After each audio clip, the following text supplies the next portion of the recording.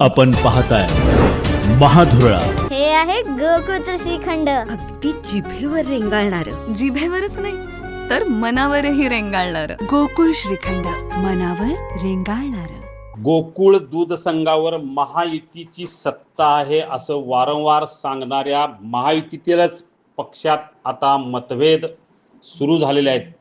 भाजपचे आमदार शिवाजी पाटील यांनी थेट महायुतीचे नेते राष्ट्रवादीचे मंत्री हसन मुश्रीफ यांच्यावरच थेट हल्ला केलेला आहे. याशिवाय सहकार मंत्री बाबासाहेब पाटील यांच्यावरही निशाणा साधत असताना त्यांनी संस्थांची वाट लावली असा अतिशय गंभीर आरोप केलेला आहे. एकूणच गोकुळमध्ये भ्रष्टाचार सुरू असल्याचा आरोपही त्यांनी केलेला आहे.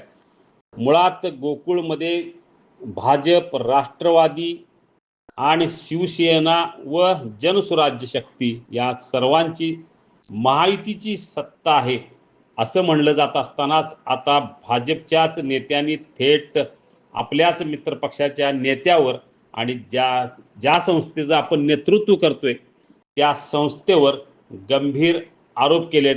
या सगळ्या पार्श्वभूमीवर आमदार सतेज पाटील यांनी प्रतिक्रिया दिली आणि नेमकं गोकुळमध्ये चाललंय काय असा सवाल करत असताना आपण मंत्री मुश्रीफ यांना खाजगीमध्ये काय विचारणार हे सुद्धा सांगून टाकलं. नेमकं काय म्हणाले आमदार सतेज पाटील पहा.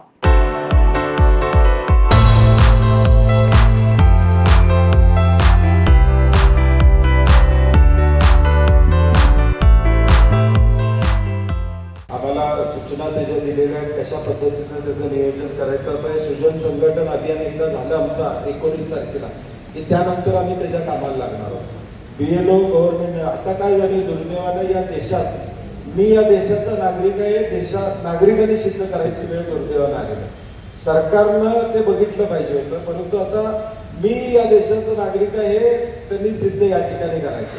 त्यामुळे या सगळ्यामध्ये कुठंही सामान्य माणसांची नावं कट होऊ नये याची जबाबदारी आम्ही घेणार आहोत. प्रत्येक बूथ मागं आमचा एक कार्यकर्ता त्या ठिकाणी असणार आहे. जी नावं कमी केली जातील सरकारच्या माध्यमातून, त्यांचे पुरावे नसतील अशी जी यादी आमच्याकडे त्या लोकांच्या घरी आमचे लोक जाऊन ती यादी बघून त्या ठिकाणी नेमकं काय झालं त्याचा प्लॅन तयार आज नको आहे, 4-5 दिवस जाऊ दे. ते आमचं अभियान झालं की आम्ही ती मोहीम राज्यभर त्या ठिकाणी करणार आहोत. तेव्हा राजेश केशव गाडी म्हटले, आता नंतर महायुती आता म्हणतात, त्यामुळे त्यांनी आता घरातलं भांडण सोडवावं ना. ते ज्येष्ठ आहेत, ज्येष्ठ मंत्री आहेत, आता मला त्यांचे पण हातबलता दिसून यायला लागले आता असं वाटायला लागलं. कारण की आता कोणी उठतंय आणि बोलतंय, कोणी याकडे जातंय, ऑर्डर त्या ठिकाणी करून घेते, चाललंय काय आम्हाला कळत नाही. माझी अजून त्यांची प्रत्यक्ष भेट नाही, मला खासगीत विचारायचं की नेमकं चाललंय काय महायुती. मी तेच म्हणतोय की महायुती म्हणून एकमेकांना त्यांनी बघून घ्यावं ना, कोण कुणावर आरोप त्या ठिकाणी करतोय. आम्ही गोकुळची संस्था ही पक्षविरहित चालवतो.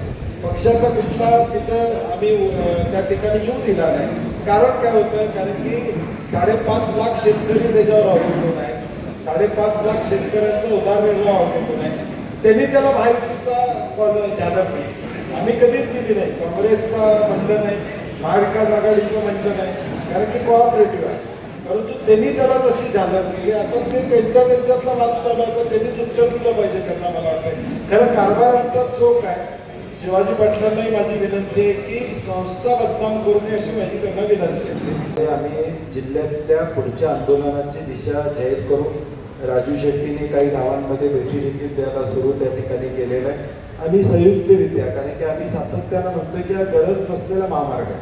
आणि आता हळूहळू म्हणजे खरात प्रकरण एवढं मोठं आहे की गृह खात्याला माहीत नव्हतं का हे प्रकरण.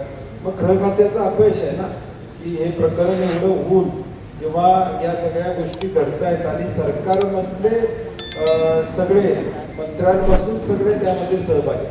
आता तर या शक्तीपीठ महामार्गाजवळ त्यांच्या सीएनं जमीन घेतली अशी माहिती तुमच्या माध्यमातून आमच्याकडे, म्हणजे कुठपर्यंत खरात पोचलेले आहेत पैशाच्या बाबतीत हे आता लोकांना या ठिकाणी दिसून आलेलं आहे.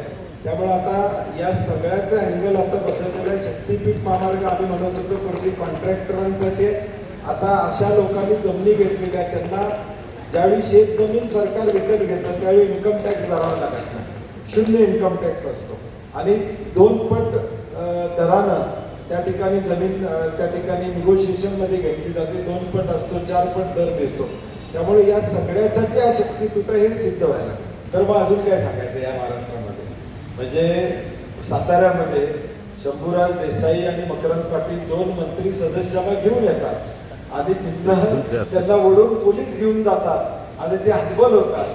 सत्तेसाठी चाललेली हतबल आहे. शिवसेना शिंदे गट असू दे किंवा राष्ट्रवादी अजित पवार गट असू दे. आता आपण बघतोय की कोल्हापूरमध्ये पण आपण बघायला लागलोय की महायुतीचा अध्यक्ष असून सुद्धा काय अवस्था चाललेली आहे, निवडणूक पुढं कशी चाललेली आहे ते आपण बघायला लागलेलं आहे. त्यामुळे ते सत्तेसाठी आता त्यांना पर्याय नाही. सत्तेसाठी त्यांना सगळा मार सहन करावा लागणार आहे.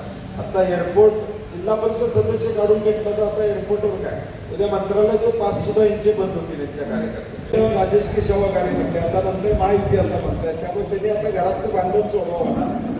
ते ज्येष्ठ आहेत, ज्येष्ठ मंत्री आहेत. आता मला त्यांची पण हातबलता दिसून यायला लागली आता असं वाटायला लागलं. कारण की आता कोणी उठतंय आणि बोलतंय, कोणी याकडे जातंय, ऑर्डर त्या ठिकाणी करून घेते, चाललंय काय आम्हाला कळत नाही. माझी अजून त्यांची प्रत्यक्ष भेट नाही. मला खासगीत विचारायचं की नेमकं चाललंय काय.